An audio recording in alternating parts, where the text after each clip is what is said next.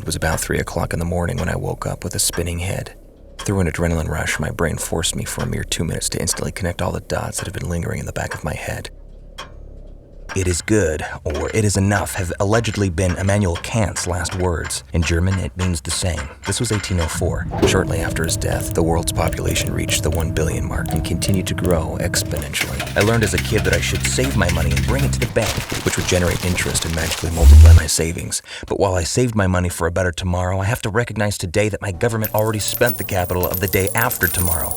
The real dilemma hereby is that this accumulation of debt grows exponentially faster than our economy, and to counterbalance that becomes increasingly difficult. In 1930, people had already found themselves in a worldwide economy crisis. This was caused by a flawed system which allowed too much accumulation of wealth.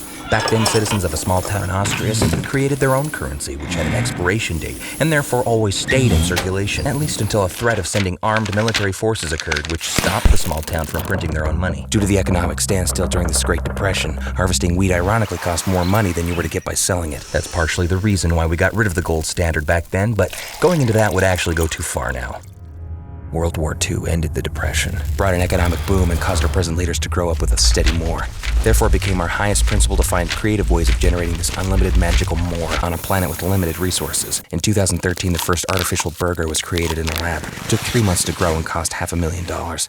So we create more jobs to force more consumption, create more resource depletion and pollution, Back to Immanuel Kant, who already wrote that the lifestyle humans claim for themselves has to be available to all living beings and also be viable in the future. Did you know that on the coast of Obama, a city in Japan, lives a sea creature that digests its own brain? When the sea squirt is mature, it permanently attaches itself to a rock. At this point, it does not need to move anymore and has no need for a brain.